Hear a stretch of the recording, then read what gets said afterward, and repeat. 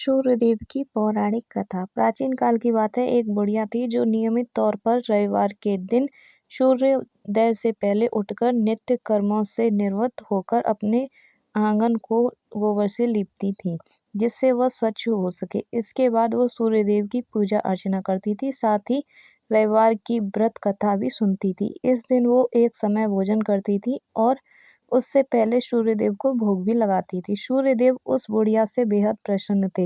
यही कारण था कि उसे किसी भी तरह का कोई कष्ट नहीं था और वो धन्य धन से परिपूर्ण थी।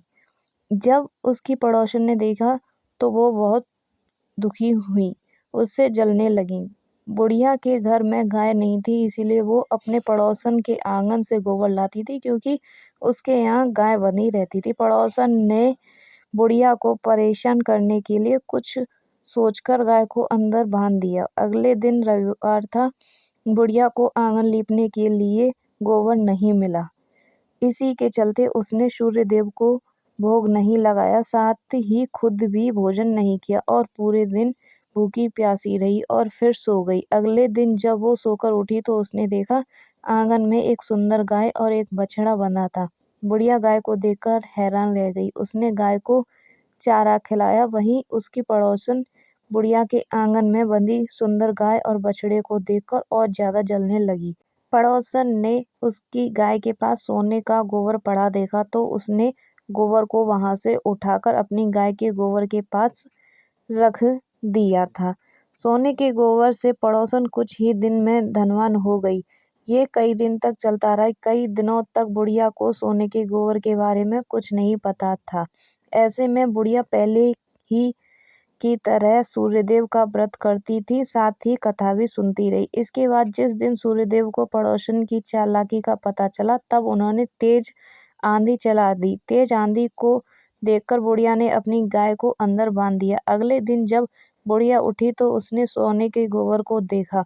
तब उसे बेहद आश्चर्य हुआ। तब से लेकर आगे तक उसने गाय को अंदर ही बांधा। कुछ दिन में ही बुढ़िया धनवान हो गई। बुढ़िया की सुखी और धनी स्थिति देख पड़ोसन और जलने लगी। पड़ोसन ने उससे अपने पति को समझा बुझाकर उसे नगर के राजा के पास भेजा। जब राजा ने उस सुंदर गाय को देखा तो वो बहुत खुश हुआ। सोने के गोबर को देखकर तो उसकी खुशी का ठिकाना न रहा। उसे नगर के राजा के पास भेज दिया। सुंदर गाय को देखकर राजा बहुत खुश हुआ। सुबह जब राजा ने सोने का गोबर देखा तो उसको आश्चर्य का ठिकाना न रहा।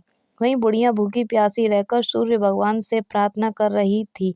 सूर्यदेव को उस पर करुणा आई। उसी रात सूर्यदेव राजा के सपने में आए और उससे कहा कि हे राजन, बुढ़िया की गाय व बछड़ा तुरंत वापस कर दो। अगर ऐसा नहीं किया तो तुम परेशानियों का पहाड़ में दब जाओगे।